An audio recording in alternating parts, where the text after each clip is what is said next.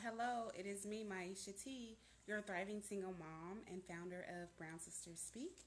I am back to continue my series of Depression on Demand. I am speaking on the 9 different versions of depression, signs and symptoms, treatment, and just spending my time educating the community. A little bit about me: I have a diagnosis of cyclothymia, which is a version of bipolar disorder.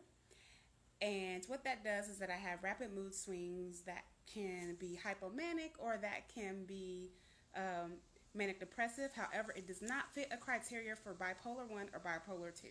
So that's why I call myself a thriving single mom, because I am thriving with my mental health diagnosis. I am a single mother of 3 children with their own mental health diagnosis: 2 with autism and anxiety, 1 with sensory processing disorder, ADHD, and he also has signs of this cyclothymia or mood disorder. So let's get started. So yesterday we talked about atypical depression, and today, since I began talking about cyclothymia, I want to go into bipolar disorder. Now there are 4, so there's like 9 different types of depression, but then there's 4 categories within bipolar disorder, right? So look at my notes here. Bipolar disorder, there's bipolar 1, which is the manic depressive state. There's bipolar 2, which is less severe than 1 but has the hypomania, which I'll get into. There's cyclothymia, which is the mood shifts. And then there's bipolar NOS, which you have the signs and symptoms of bipolar, but it doesn't fit into any category. So it's kind of like a child who might have an autism diagnosis of PDD-NOS, or pervasive developmental disorder, no other symptoms. That's in the DSM, that's on the autism spectrum. So I see bipolar NOS as the milder version of bipolar. So 5 million people have a form of bipolar disorder. 1 in 5. If we were to do the number, it's 1 in 5.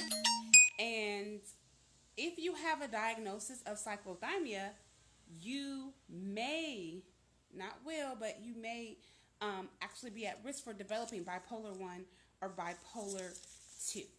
So let me just stop right here and say I am not a licensed professional. I am a mental health advocate and peer support specialist, offering support for those living with or supporting someone with a mental health issue. Please do not take this as medical advice. If you are having an emergency, please contact 911. Go to your local crisis support center, or you can text the crisis text line at 741-741. START are the words you want to put in. So let's talk about bipolar mania. And you would appear to be overly happy, easily agitated, overconfident in yourself, and have risky behaviors such as gambling, overspending, or impulsive sex, like impulsive, risky behaviors. So you would do these things without thinking of it. I've had spending issues before where I was feeling so good and I went and spent my last $200 on, I don't even know what. I just spent it, and then I had a bill due, and guess what? The bill didn't get paid. So I've had these issues of mania. The depression side, the manic side of bipolar disorder, it's the fatigue, the slowed speech, withdrawal, memory problems, thoughts of suicide. There are episodes where you can be depressed for seven days or more. The same with the mania. It can be 7 days or more. So a diagnosis of bipolar, it's very hard to be diagnosed. If you think you have signs and symptoms of it, I personally believe you should start off with your medical doctor, who can then work with you. My doctors have done this with me recently, to do some mood management where you track your moods, and I use the theyre app to track my moods. And then they'll refer you to a psychotherapist, and you'll spend time with the psychotherapist or psychiatrist, not therapist, the psychiatrist, talking about your signs and symptoms, and they help with the assessment process and determining if you in fact do have bipolar disorder. So for everyone who walks around and you know you're up and down, it's not funny and it's not a joke to say, oh, I'm just being bipolar right now. I'm having a bipolar moment. How about we stop saying that, reframe our thinking, and if you really think that something's going on, download the theyre mood tracking app. track it. Show it to your doctor. Go to a psychotherapist so you can get the proper diagnosis. Because that's what's going on. You know, that's why there's that stigma, because people joke about, you know, having these mood disorders, and it's funny, but realistically, as a person living with cyclothymia, it's not something to joke about, and it's something that you should really consider talking to your doctor about, especially if you're finding yourself go, I had a mood swing.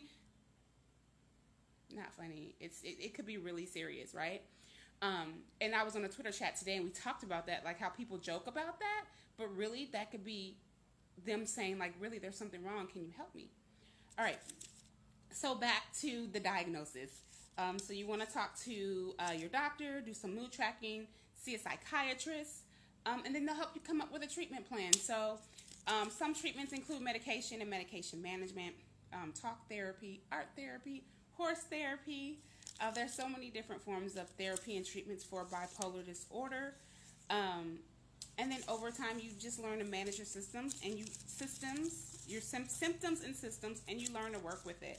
For me personally, my doctor and I had an agreement. I've been off my medication for 100 plus days. I think I've stopped counting at this point. And I managed my cyclothymia with meditation, mindfulness, and my advocacy work. So a lot of people say, wow, you're so happy on your videos, and you seem so, you know, because this is my heart-centered work. And I know that when I take the time out of my day to just come make a video or pop in or check or work in the support group, I'm able to, you know, feel better. And President Barack Obama said something in a speech about volunteering. You know, he said, I can't remember the exact words, but he was giving a speech and he was saying, you know, those times when you want to feel bad for yourself, get out in the world and go help somebody, because when you're helping somebody, in essence, you help yourself, and you help yourself feel better. And so I manage, again, my symptoms with volunteering, advocacy work, and just, you know, doing my best to live the absolute best life. You know, I'm learning you only have one life to live. And as a mother with 3 beautiful, different ability children, I have to live my best life. And I have 2 beautiful nephews and a niece on the way, and I have more nieces and nephews back in Chicago. And, you know, if I can show them what it's like to thrive, even with a diagnosis, to thrive in life throughout any circumstance, I'm living my best life, and I am being an example of that. So I am on the path of healing, and that's all I have today with Depression on Demand. Thanks for tuning in. Thanks for watching. Thank you, replay viewers, YouTube viewers. I really hope you guys have a great week, and I will be back tomorrow with another episode of Depression on Demand. Bye-bye.